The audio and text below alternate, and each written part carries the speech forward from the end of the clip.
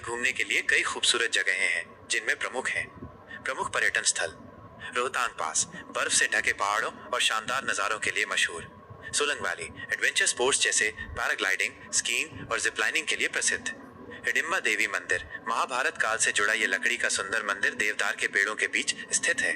Old Manali अपने शांत माहौल, कैफे और हिप्पी संस्कृति के लिए जाना जाता है। अंजनी महादेव मंदिर हिमाचल प्रदेश के मनाली के पास सोलंग घाटी में स्थित भगवान शिव का एक प्रसिद्ध मंदिर है। मॉल रोड मनाली की चहल पहल वाली मुख्य सड़क, जहां खरीदारी और खाने पीने का मजा लिया जा सकता है। मनाली से सोलंग वैली की दूरी लगभग 12.4 किलोमीटर है और गाड़ी से जाने में लगभग 29 मिनट लगते हैं। सोलंग वैली में पैराग्लाइडिंग की कीमत अलग अलग होती है, जो इस बात पर निर्भर करती है कि आप कितनी ऊंचाई से उड़ान भरते हैं। कम ऊंचाई से पैराग्लाइडिंग लगभग 1000 रुपए से 1500 रुपए प्रति व्यक्ति।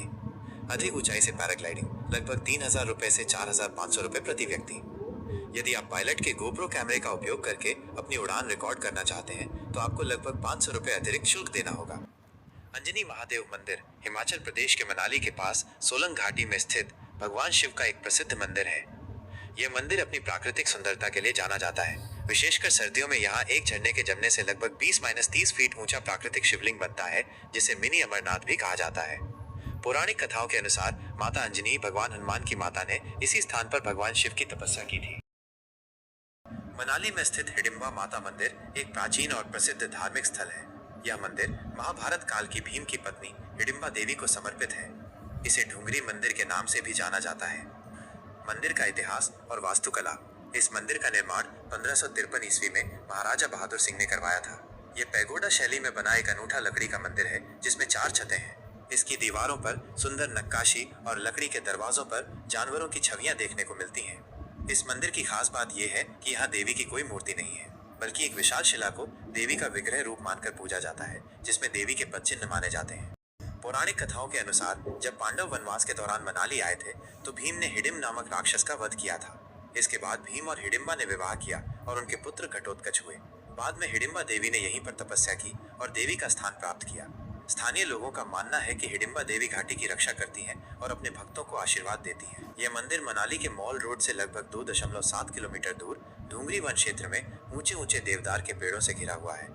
मंदिर सुबह 8 बजे से शाम 6 बजे तक खुला रहता है और यहाँ प्रवेश के लिए कोई शुल्क नहीं। मनाली की मॉल रोड हिमाचल प्रदेश के मनाली शहर का मुख्य मार्ग है।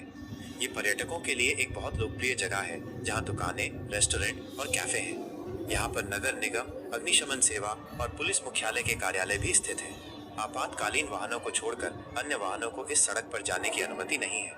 यहाँ हस्तशिल्प उत्पाद, ऊनी कपड़े और अन्य स्थानीय चीजें मिलती हैं। हिमाचल प्रदेश में स्थित एक महत्वपूर्ण राजमार्ग सुरंग है। यह अटल बिहारी वाजपेयी के नाम पर रखी गई है। अटल टनल के बारे में मुख्य बातें।